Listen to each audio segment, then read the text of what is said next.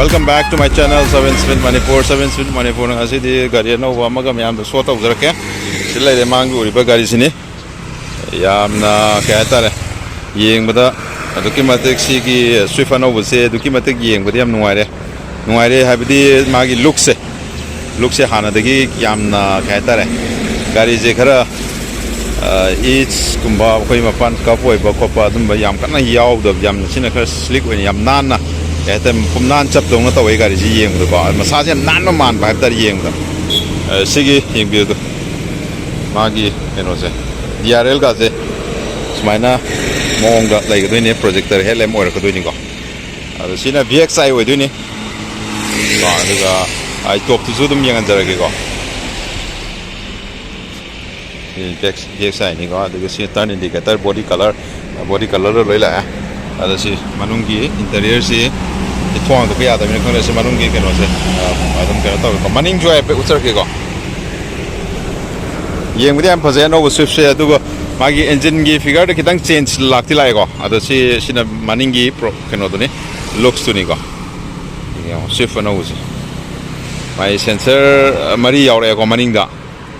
aduga magi telem je yam dina hana degi di hena yamna mong ta be helai tare sigi LED the red light ko yam padana yaw aduga manung de su khoi glossy finish ka loina na yaw e bu ko mana yam tin nuai de abdar maning de reflector degi magi ground clearance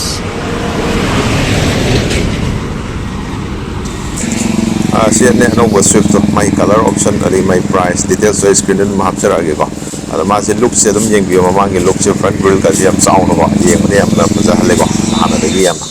adu ga se da la ko ganda ko gi turn indicator hoina thok to gudoi ne sina DRL adigi sina smoke projector headlamp ko final la khani yeng buda du kimati yeng gan wai makai projector headlamp si DRL je adu ga back side de si je ken hoina lai ko gi pro moina projector di wajah makai je grill je front glossy black element da mana lak ni tu kami ada na my logo si amna nan ko ada half ya ko yang mudi am dalam ko ada sina di side alloy wheel mana lak ko ni ko ada manung sang mu je ko manung ga pergi keno sa mai door di panel di jam mong ta na dum padana ya evident finish am pazai sina height adjustment to we are this my seat ki cushion adum yeng niam phaje traction control auto start stop push start stop silo yaw ri ko adu si automatic oi doni ko adu bearing khudi mak loi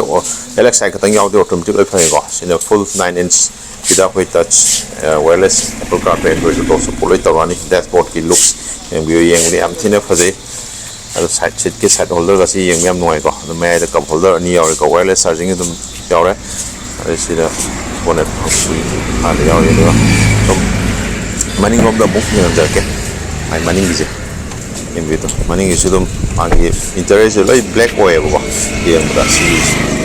na, segi apa maya itu sukoi 3-point seat belt, main pi armrest yaw drego, aduga, ini rear AC vent itu ani yaw ya, aduga charger point ani itu pi bukan, maning gitu, siam apa, macam kalau ni di headrest adjustable oil ani bukan, ada 3D oil dah. Ada mia home di dum hamba dum sitak tar dum hamba dum ya gani wak sigi point ije ada sigi am power no oi de have tare ado hoi maning lom da siam kan su maning jo back camera dum yaw jare ado 360 camera di oi da buka ado maning boot su hang to yeng je to yeng kan da smile lai gani partial tray yaw jare ni buka 60-40 split layer ni ko sigi je ado mai 265 ki toy boot capacity oi me ko ada super time yaw re ada tidak itu sensor si maning disun half ya buka mana dengan cek makon jam pazai tahu nungai ko magi maning di channel light yang udah itu pada rear washer di cover rear wiper high mounted lo yaw re tidak alloy wheel gaji alloy design gaji yang menyam nungai le magi side di look si ini cover do habit man mana ko dari si yang ground clearance saja tu yang penuh wang di wajah ko sensor both side ani mak lo yaw re ni side look mini cooper ga dum habet mana no ga Swift se yang bisa comment habiro ba ꯑꯗꯨꯒ ꯁꯤꯁꯤꯅ ꯑꯩꯈꯣꯏꯒꯤ ꯀꯩꯅꯣꯅꯦ ꯑꯩꯈꯣꯏ BXIꯒꯤ